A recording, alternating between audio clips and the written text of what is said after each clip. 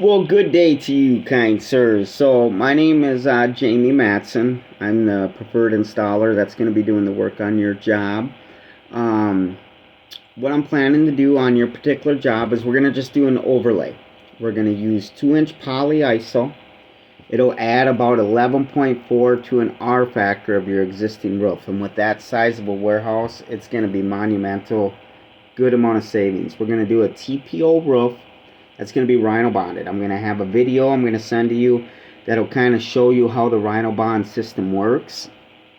It also shows you how the seams are welded with a hot air welder. So the rolls come 10 by 100. And then we have a welder that gets to about 1110 degrees, and that welds the two type of material together with heat. And it's got a roller and it rolls automatically. You'll see it in the video. It's a green machine. It's called an auto welder.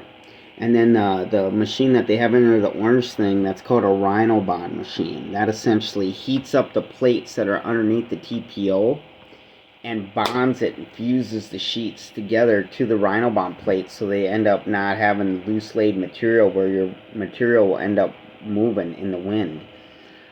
So it's essentially a mechanically fastened, TPO fastened roof is what it is. So just to reiterate, you guys already know you got a roof that's extensively pretty old. It's been hit with hail. It's seen its life, right? We've got leaks everywhere, here and there.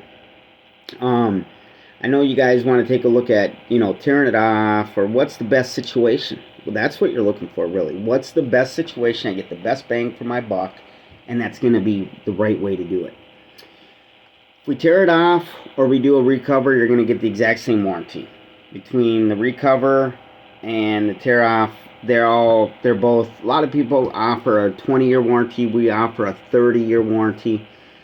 So it covers material, labor, everything for 30 years, for the life of the roof. So how roofing warranties work is for the first 2 years, the installer basically owns the warranty. He owns any calls that you may have. I live in Elk River, so I'm a couple hours away from you guys. Like I said, I'm the guy putting it on. So you're going to be calling me. You're going to see me out on the site. You're going to see me installing the roof with my guys. I don't job it out and, come in and go out. I mean, I'm there sun up to sundown. I'm putting the roof on. That way we know how it got put on. I don't want no phone calls except for you guys to call me and say, you know what, my roofing system's awesome. The other thing I do with all my roofs I put on for 5 years, I do a roof maintenance system plan. So every spring and every fall, I come out and look at the roof, make sure everything is looking good for 5 years for free. So that's something I do. If there's anything needs to be fixed that I can see, boom, fix it on the spot. I give you a little sheet of what we did. Kind of just helps the roof stay good,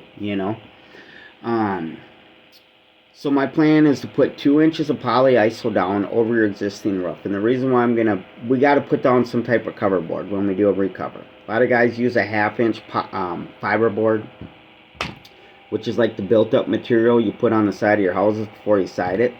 But the reason why I'm going with a 2 inch, A, we're going to gain R value. B, we have enough room to do this on the sides of your parapet walls.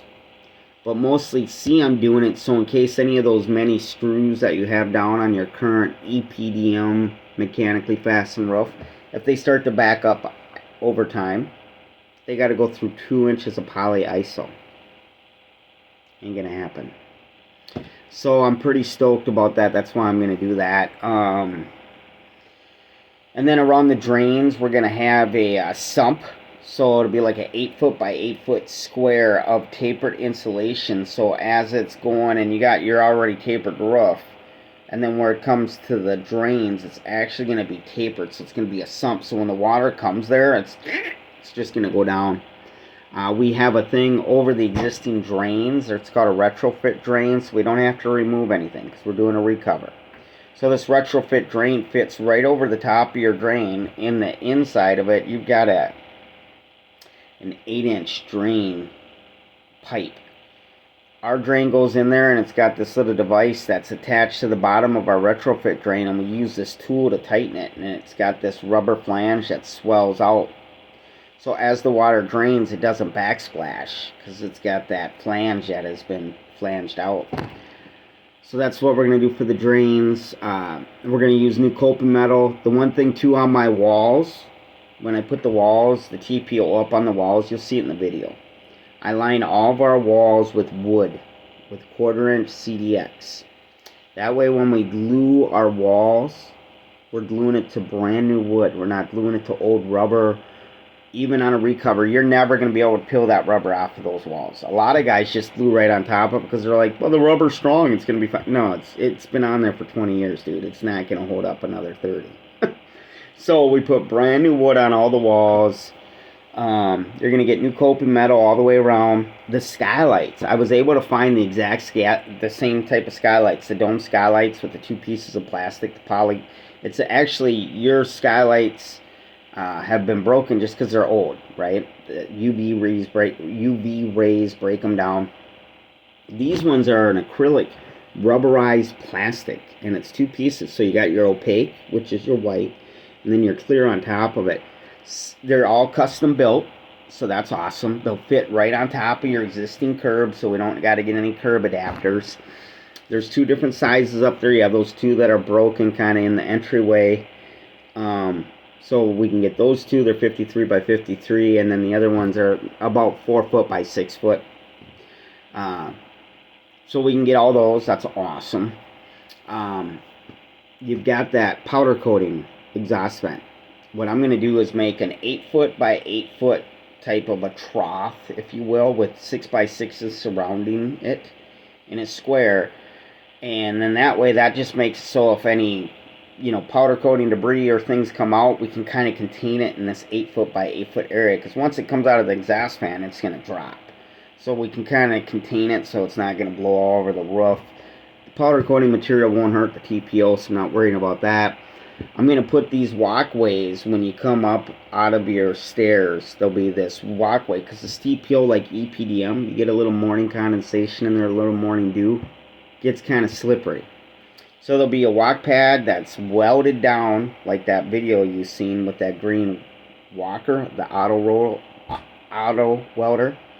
We'll weld that material right on top of the TPO, and it makes so it's not slippery. And then we'll have that go right over to all the HVAC units. We'll put it all the way around the HVAC units.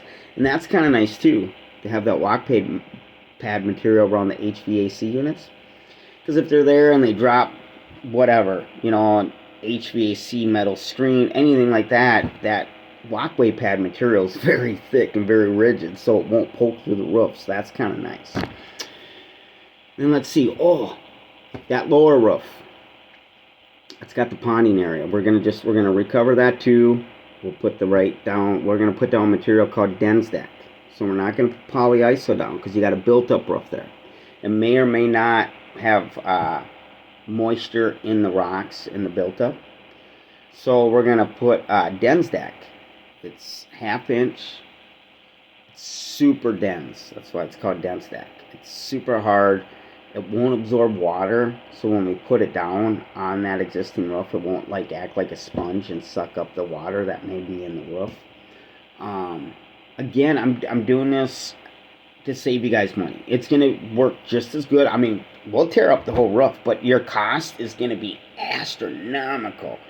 And you gotta look at everything risk and reward, right? I mean, that's the way I do it if it's my building. What am I gonna gain by really tearing this down? Now, if you had 2 roofs on it, we'd have to tear it down, but you don't. So getting back to that back roof, where it is ponding, we'll put some extra Densdeck and we'll shave the corners, with a jigsaw so it kind of sits in there flatter. So that way it kind of fills in the low spot. Because once that snow melts, you'll be able to tell, wow, there's ponding right there. So we'll throw a piece of Densdeck down to fill in that ponding, put more Densdeck on top of it, loose lay 60 mil EPDM, and then put 2-inch river rock. So it's a ballast rock roof. Around that perimeter, you've got some bats living in there right now.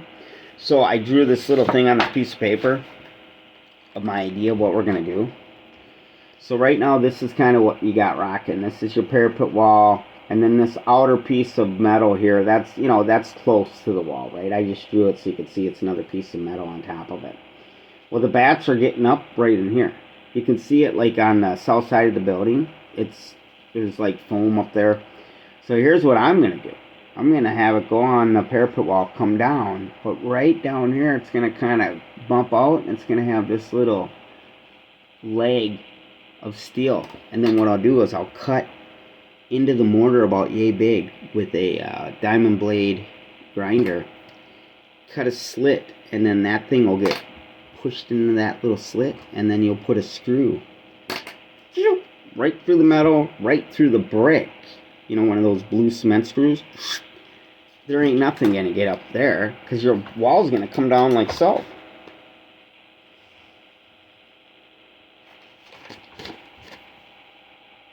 You see?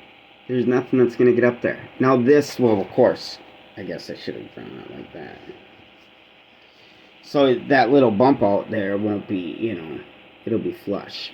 It'll be Gucci. You're not gonna get nothing to get up in there. The bats won't have a place to live anymore. And yeah, I think that's about it. You know, I tried to make this video as quick as I could. I'll send a couple links on a couple other videos of the material we're using. I'm deciding to go with the TPO over at EPDM Roof. It's the EPDM roof, you got to glue it down, and the smell of the glue, it's a black roof, so it's going to heat up more. So it's going to be hotter inside, right? Because it's absorbing all that sunlight. And eventually the glue burns off. And then you get these spots. It's just, trust me, my man, if you're going to do a roof, do a TPO roof. It's built for this Minnesota weather. They also have a material called PVC. It's kind of like the same, not really, as TPO. PVC is plastic. It's brittle. In the cold, you step on it, it cracks. It's not. TPO is the way to go over PVC. So they're both put on the same way, except one is a plastic material, the other one is a rubberized type material.